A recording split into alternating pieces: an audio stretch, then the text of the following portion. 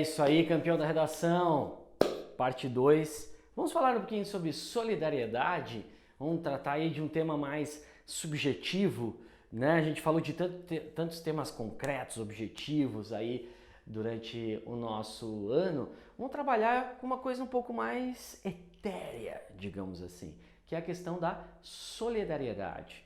Dá uma olhada aqui, ó, nessa chargezinha do Marcos Severi, cartunista argentino. Você acha que o individualismo é uma tendência crescente? Então, essa imagem aqui lembra também essa outra imagem aqui, ó. Na entrega da Copa do Mundo, na entrega da Copa do Mundo é muito bom, né? Na entrega da medalha, da taça lá da Copa do Mundo da Rússia, começou a chover e, né, só o Putin estava ali, protegido pelo guarda-chuva, né? Tava a presidente ou a presidenta da Croácia, o presidente da França na chuva e o Putin ali, bonitão e tal. Pô, ele não podia olhar para lá, não podia chamar um outro para estar junto. Veja que coisa, né? Individualismo crescente. Então a gente vai falar sobre solidariedade. O que é solidariedade, empatia com o outro? Compromisso pelo qual as pessoas se obrigam umas às outras e cada uma delas a todas. Tem um compromisso com você. Isso é solidariedade. E você tem um compromisso comigo de nos ajudar acima de qualquer coisa. Reciprocidade de obrigações e interesses. Eu não vou só sugar você, só pegar tudo aquilo que você pode me oferecer. Certo? Então eu vou fazer aquilo que precisa ser feito por todos. Vamos ver o que o Papa Francisco diz sobre isso? Quando falta solidariedade em um país, todos sofrem, porque a solidariedade é uma proposta que faz com que as pessoas sejam capazes de ir ao encontro do outro e de criar fundamentos recíprocos sobre o sentimento de irmandade, que vai além das diferenças e dos limites e busca atingir o bem comum. Ó, a gente tinha lá, por exemplo, na Revolução Francesa, liberdade, igualdade, ou igualdade e liberdade, não me lembro a ordem, e o último era fraternidade. Então, igualdade e liberdade era o quê? Eram as duas coisas, juntando duas coisas que eram díspares até então e até hoje, que define basicamente a direita e a esquerda.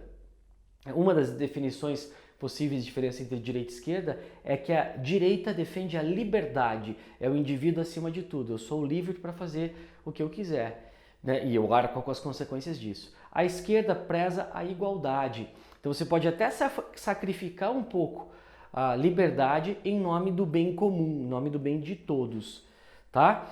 E a Revolução Francesa traz essas duas ideias e mais a fraternidade. O que é a fraternidade? É o que a gente vê hoje como a convivência, a solidariedade. A gente tem um certo paradigma hoje da hostilidade, que é de ver o outro como inimigo. A gente vai se fechando em bolhas, em muros e tal, e vai vendo sempre, cada vez mais o outro como uma ameaça, né? Não querendo ajudar o outro. Na nossa aula de migrações contemporâneas, a gente vê como faz falta essa questão da solidariedade muitas vezes. Esses são exemplos aí de falta de solidariedade, de empatia, né? A gente viu lá, por exemplo, os brasileiros expulsando venezuelanos, tá? Então, uma falta de solidariedade com a condição que eles estão vivendo lá. No caso dos Estados Unidos, famílias sendo separadas, né? Pais sendo separados dos filhos e expulsando imigrantes. A Itália, né, na figura do Salvini lá, se recusando a receber navios com refugiados, né, expulsando essas pessoas, tratando todo mundo como inimigo, como terrorista, como enfim, a escória da humanidade, como alguns falam. E muitos outros exemplos de falta de solidariedade. Nesse embate político aí, as pessoas passam por cima da questão humana mesmo, né? Então, para ficar em dois exemplos de polos opostos. Então, há muita gente que tripudiou em cima da morte, por exemplo, da mulher do Lula, da dona Marisa, ou ainda mais aviltante, na minha opinião. Eu não sei se tem como comparar qual é mais, qual é menos, mas é assim, absurdo, comemorando a morte do neto dele, do neto do Lula. Então, como se ele merecesse, como se menino... Enfim, não vou nem entrar nesse mérito, mas isso é uma falta de empatia, de solidariedade com a dor do outro, porque ele é, antes de tudo, um ser humano. Do outro lado também, as pessoas comemorando a facada que o Bolsonaro levou, né? Torcendo para que ele passasse mal, para que ele ficasse pior e tal. Então, acima de qualquer coisa, da tua visão política e tal, ele é um ser humano que merece respeito. Ah, mas ele falou do outro. Não importa o que ele falou. A questão é a nossa, é o nosso compromisso com o outro. E não o compromisso do outro com a gente. Então, se cada um fizer essa questão, essa relação aí, a gente poderia ter um mundo melhor. Ficou um momento meio coach agora, assim, né? Tô me sentindo... Nossa, que coisa estranha, enfim. Mas só para dar dois exemplos, assim, tá? Então, acontece muito isso. Morreu lá a Marielle, daí tem gente que, é isso mesmo e tal, não tem. Morre lá um policial, morre lá alguém da outra visão política tua e alguém comemora isso, tá? Morreu determinado parente de político, agora o cara tá se fazendo só de vítima. Então essa falta de empatia é realmente muito, muito grande. Olha só, o mundo está cada vez mais individualista e caótico, estamos cada vez mais egoístas, cada vez mais pensando apenas em nós mesmos. Você deve conhecer pessoas que não tiram dúvidas dos colegas aí, né, estudantes, porque é um concorrente. Imagina, não vou tirar dúvida dele, o cara fala que não sabe a matéria. Quer dizer, gente, nesse nível mesmo, é esse nível de competição, cada vez mais distantes do outro, e pior, distantes do que está bem ao nosso lado, né? Pessoas ao nosso lado e a gente tem um certo distanciamento em relação a isso. Ó, tem uma fala do Karnal, vamos fazer melhor? Dá uma olhadinha no vídeo dele aí, no que ele tem a dizer sobre essa questão do individualismo. Se hoje cair a internet no tribunal, interrompem-se os trabalhos. O que eu posso fazer sem internet? A minha geração lutou para derrubar o sistema, que era a ditadura militar. Hoje, se o sistema cair, ninguém mais faz nada. As pessoas ficam olhando umas para as outras como autômatos, como zumbis. E agora, o que eu faço? Eu desfaço alongamento, arrume as gavetas, né? Converse, né? Telefone para alguém. Bem, toda essa imagem marca o nosso individualismo quase brutal do século XXI, o maior de toda a história humana. As pessoas se reúnem, mas não se falam mais. As pessoas não trocam informações. As pessoas têm dificuldade com o contato visual, como uma pesquisa americana demonstrou. As pessoas estão cada vez mais imersas em si, numa espécie, usando a expressão do Bauman, numa espécie de isolamento ontológico, ou seja, um isolamento do sujeito. Façam um teste infalível. Ao voltarem a casa, digam hoje, eu estou cansado. E 100% ouvirá o quê? Quem está casado há mais de 2 dias sabe a resposta. Eu estou cansado. O que vocês ouvirão? Eu também. Essa é universal. Então eu digo, mas eu acordei às 5, aí eu acordei às 4. Eu tenho uma dor de cabeça, eu tenho um tumor. É uma concorrência permanente a esse respeito.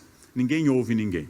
Se eu disser uma coisa ótima para começar uma conversa, não incomoda ninguém, não serve para nada. Se eu disser uma coisa ótima, assim como eu, Leandro, sou de Aquário, eu vou ouvir de qualquer pessoa desta plateia o signo da pessoa. E não nenhum comentário sobre o meu. Se eu disser a qualquer um dos senhores, o meu mais velho tem 19, o que eu ouvirei? O meu tem 15, o meu tem 20, e eu não perguntei. Isso nós chamamos de individualismo contemporâneo. Ninguém mais escuta ninguém. Uma pessoa aqui na empresa, no tribunal, nas instituições, ouça alguém, tem um plus gigantesco sobre os outros. Numa reunião, uma pessoa que mais ouve do que fala ganha muito, em qualquer sentido. Como disse um cérebro irlandês, quando eu estou de boca calada, as pessoas têm dúvida se eu sou genial ou estúpido. Quando eu abro a boca, a dúvida se desfaz.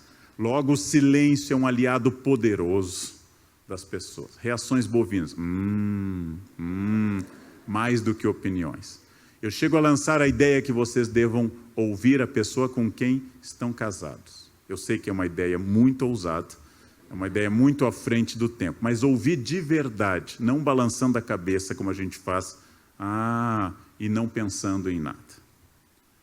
Ouvir é escapar desse individualismo, deste mundo cada vez mais plástico que Zygmunt Bauman define como este mundo líquido, cada vez mais sem fronteiras, onde desaparecem distinções.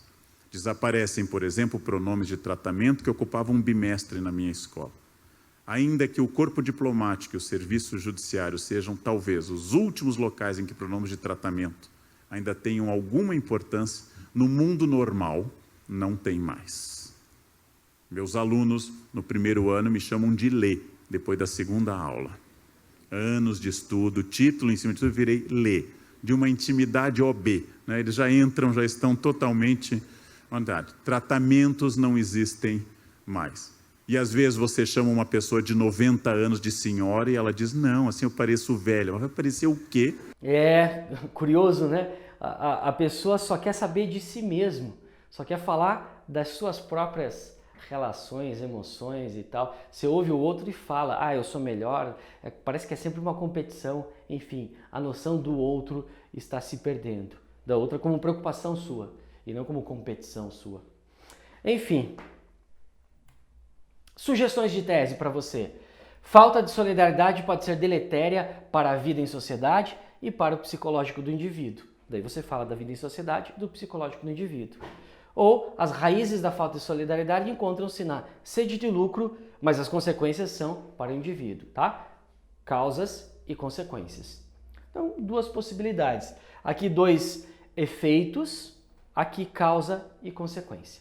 Tá bom? Vamos ver algumas ideias aí para a expansão da tese? Claro, o filósofo, não, sociólogo mais citado da história do Enem, Zygmunt Bauman, você não é um cara que fez redação do Enem se você não sabe quem é Bauman. Brincadeira, tá? Mas a galera costuma citar. Considera que as relações humanas estão cada vez mais descartáveis e líquidas. Cita as amizades do Facebook, que podem ser facilmente iniciadas e facilmente encerradas. É isso, eu te deleto, eu te bloqueio, não quero saber de você.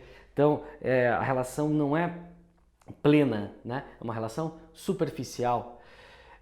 Estamos sempre tentando vir a ser algo diferente do que somos, sempre alcançar uma posição maior, ser mais privilegiado por algo.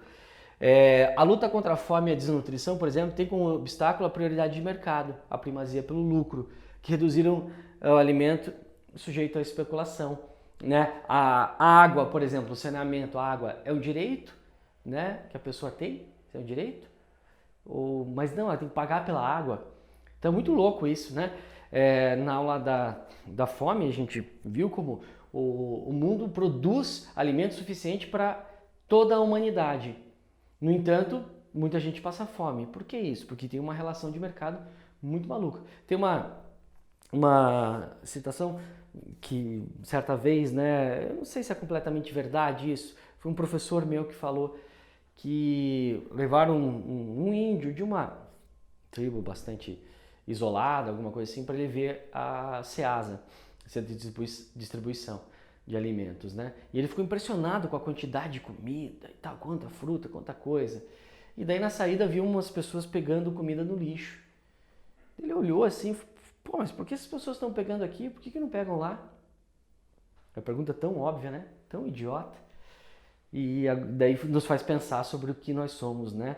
E permitir que seres humanos mexam ali. Isso lembra o poema de Manuel Bandeira, em que ele, acho que se chama O Bicho, em que ele fala que viu um bicho mexendo no lixo e tal. Ele vai descrevendo no final, vou dar spoiler aqui do poema, ele diz, meu Deus, o bicho era um homem. De repente fica uma dica de repertório sociocultural para você aí, tá bom? A falta de cidadania, a necessidade de se dar bem a todo instante. Olha só, especialmente isso aqui, na aula passada a gente falou do futuro do trabalho. E tem uma diferença importante entre, por exemplo, quando você vê vários funcionários de uma fábrica, tá? Vários funcionários de uma montadora, eles têm uma unidade, uma união, porque o que for conquistado de benefício, maior vale transporte, maior vale alimentação, salário maior, uma folga maior, será para todos. Então eles têm um instinto de solidariedade e de visão de grupo. Agora, quando você vê um grupo de, por exemplo, entregadores de aplicativo, eles são individualistas, porque se eu ajudar o outro, eu deixo de ganhar. Não estou dizendo que todo mundo seja assim, tá? Só estou dizendo o espírito da coisa, tá? O que é? Eu tenho que trabalhar, quanto mais eu tenho que conseguir todas as entregas para mim, já ir aceitando para poder ter mais lucro. Tá? É uma questão individualista. Essa história de empreendedorismo, cada um tem que ser o seu empreendedor, na verdade vira uma competição muito entre as pessoas, certo? Então, de alguma maneira, o modo como o mercado funciona faz com que as pessoas sejam cada vez menos solidárias. E a consequência disso é transtorno mental, né? São alguns transtornos mentais. Estatísticas de depressão aumentam a cada ano. No Brasil, estima-se que 10% da população sofra de depressão, que haja um aumento do nível de suicídio, a gente já falou de suicídio aqui, né? E, de algum modo, os mais fracos são desprovidos de uma vida digna, cada vez menos. E se você vê uma pessoa lá naquela situação terrível, fala, vagabundo, vai lá, trabalhe, se esforce, cada um pode fazer pelo seu, tá assim porque quer, e outros comentários desse modo, tá? E até uma certa, pode ter como consequência a revolta contra as instituições como um todo. Bom, vamos ver, como que a gente pode atacar esse problema? Algumas propostas de intervenção. Governos devem fazer divulgações que estimulem uma nova cultura de solidariedade, não permitindo a naturalização do apartheid, uma certa camarotização da sociedade, né? Você separa a sociedade em espaços, né? Então eu tenho a sala VIP, eu tenho o meu camarote, eu não quero conviver com o outro, coloco muros. Então, de certo modo, quando o governo federal, o governo estadual, enfim, o poder público como um todo, investe nos aparelhos sociais, e daí eu estou falando de coisas até como praças mesmo, em que as pessoas possam conviver, isso melhora a questão da solidariedade. Ações cotidianas devem ter menos impacto no coletivo. A sociedade civil deve fazer escolhas mais responsáveis, começando dentro de nossa casa com um discurso de tolerância e respeito. Há muita intolerância na internet, por exemplo. O objetivo não é debater ideias, e sim destruir o outro. Né? Não, se você, por exemplo, sei lá, se você é contra o Bolsonaro, né, você é petista. Se você faz qualquer elogio ao Bolsonaro, você é um bolsominion. Então, será que não é possível fazer, né? Tá? Então, não é possível criticar o governo sem ser da oposição, não pode ser apoiar o governo e criticar uma medida ou outra, ou o contrário, não pode ser da oposição e reconhecer alguma medida correta do governo, né? Coisas que sejam boas, então fica uma disputa. Assim, eu tenho que destruir o outro, tenho que tirar, fazer com fora Bolsonaro, não sei o que e tal, fora Dilma, fora Temer, tudo fora. Não, vamos lá, está eleito, vamos lutar e criticar para que o governo seja o melhor possível, a gente elege o outro depois e vamos continuar criticando, entende? E com alguma solidariedade. O Estado deve fazer com que todos tenham acesso ao básico e que cada nação deva garantir esse direito fundamental. As associações de bairro devem promover o trabalho voluntário em locais mais carentes de recursos materiais. Então, promover ações de convívio, de interação entre as pessoas, tudo isso pode melhorar a questão da solidariedade. Vamos ver a proposta de redação, então, sobre o que você tem que escrever? A partir da leitura dos textos motivadores seguintes e com base nos conhecimentos construídos ao longo de sua formação, redige texto dissertativo argumentativo em modalidade escrita formal da língua portuguesa. Isso aqui é sempre igual, você sempre conhece. Os efeitos da falta de solidariedade na sociedade, tá? Então tem que falar sobre os efeitos. Pode dizer o que causa isso, naturalmente, mas quais são os efeitos disso. Selecione, organize e relacione de forma coerente e coesa argumentos, fatos e opiniões. Faltou opiniões aí, não está escrito, mas tudo bem. Para a defesa do seu ponto de vista. apresente proposta e solução que respeite os direitos humanos. Seu texto deve ter de 7 a 30 linhas, sabendo que você, nosso aluno campeão, vai escrever sempre no mínimo 20 linhas. Beleza? É isso? Então, seguinte, manda o texto. Tá meio sem ideia? Veja a professora Candice na parte 3. Tchau!